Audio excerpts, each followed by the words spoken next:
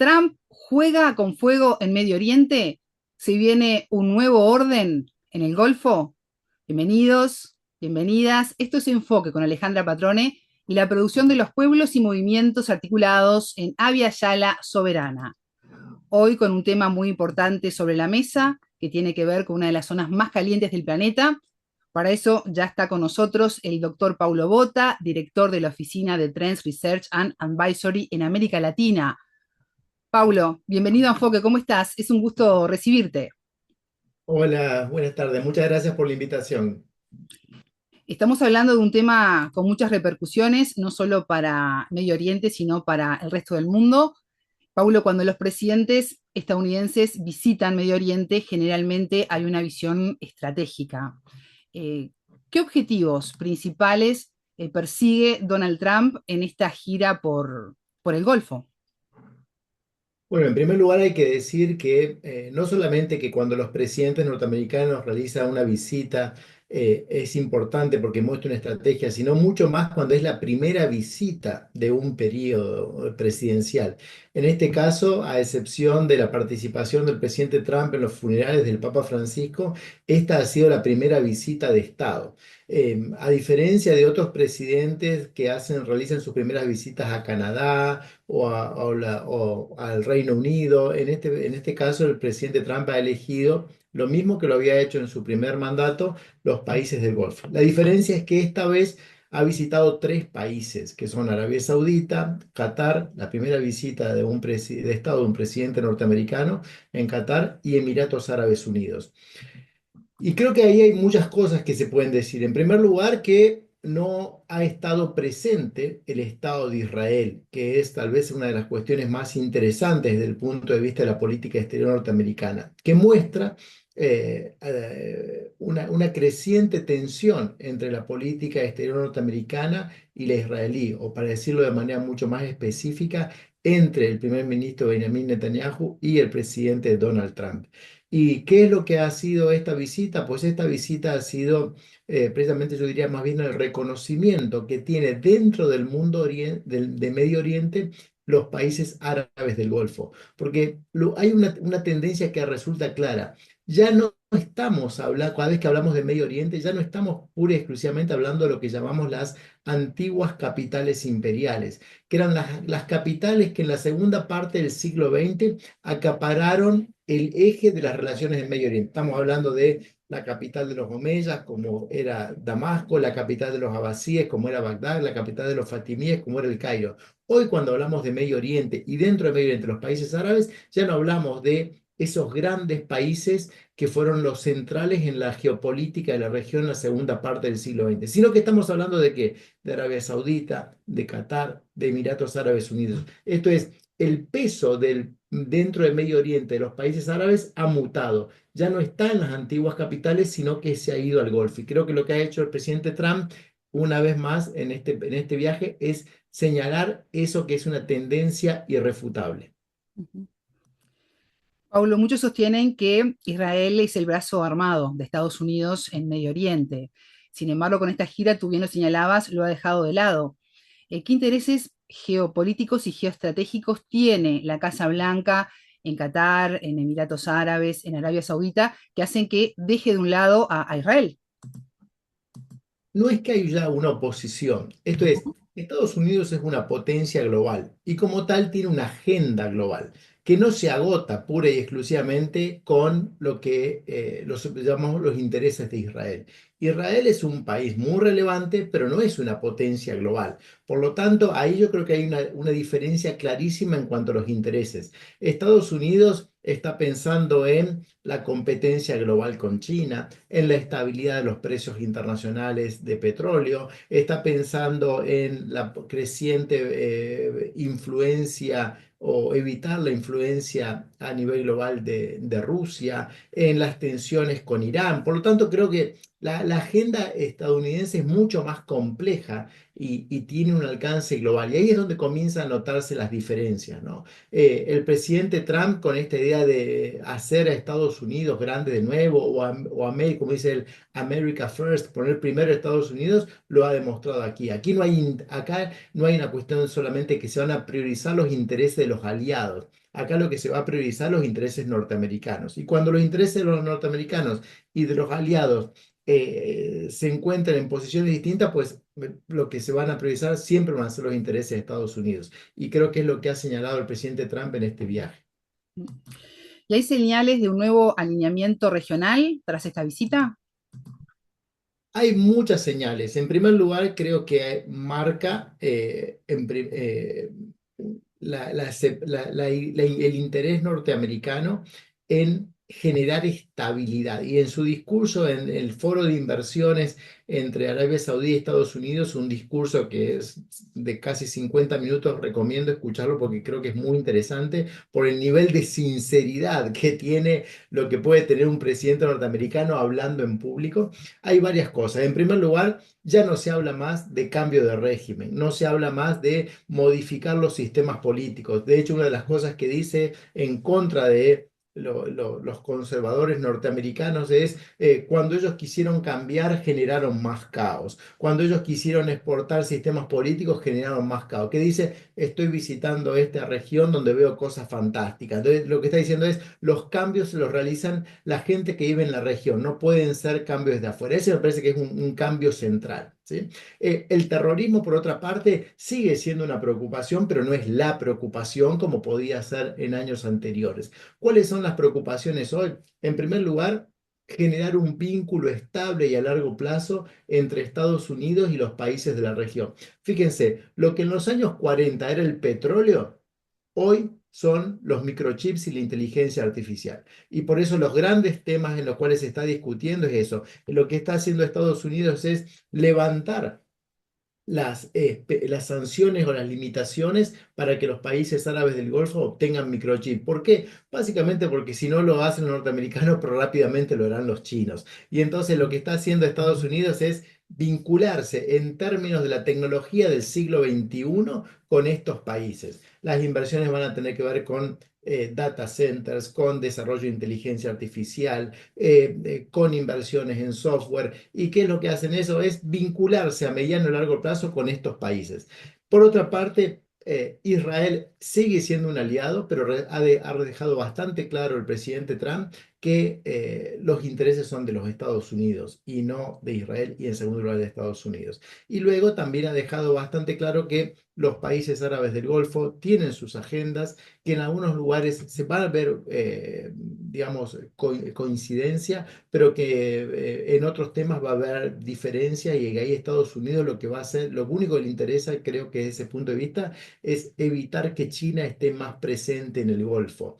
Eh, Les ha dado la seguridad de que van a seguir cooperando en temas de defensa, les ha dado la seguridad de que van a cooperar en temas tecnológicos y que Estados Unidos cada vez va a estar más presente en la región. Esa idea de que Estados Unidos se estaba retirando de la región, yo creo que debemos dejarla de lado. Ujú. Paulo, ¿y esos posibles acuerdos que pueden ir surgiendo a medida que pasa el tiempo en armamento, en petróleo? Tú mencionabas la tecnología, la inteligencia artificial. ¿Cómo puede llegar a afectar a los países vecinos?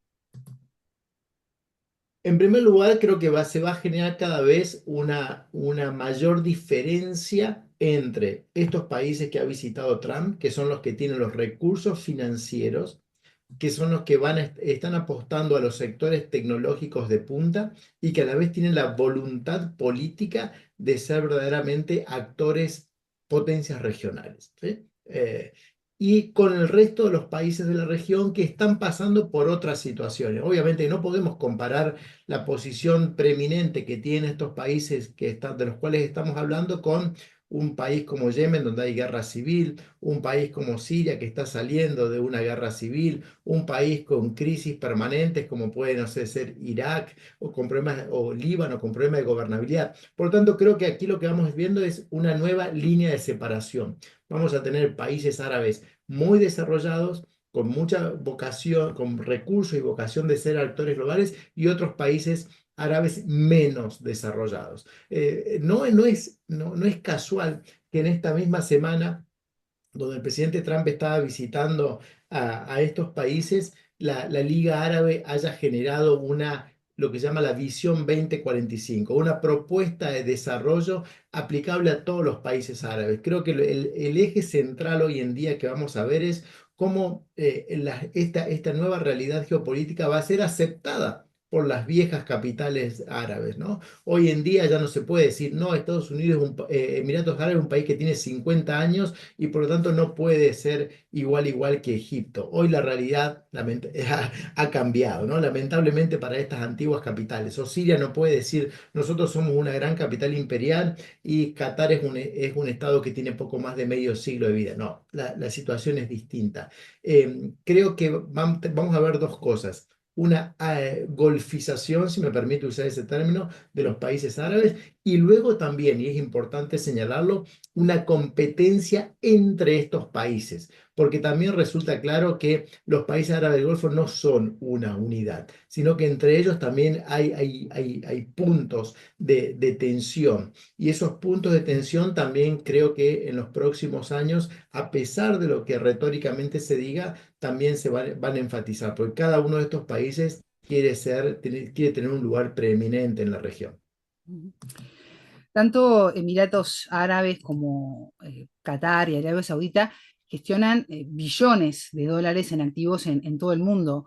Leí un informe en donde se daba detalle que la familia Trump tiene 6 acuerdos pendientes con una empresa inmobiliaria de propiedad mayoritariamente saudí, un acuerdo de criptomoneda con una filial del gobierno de Emiratos Árabes Unidos y un nuevo proyecto de golf y varias villas de lujo respaldadas hasta ahora por el gobierno de Qatar.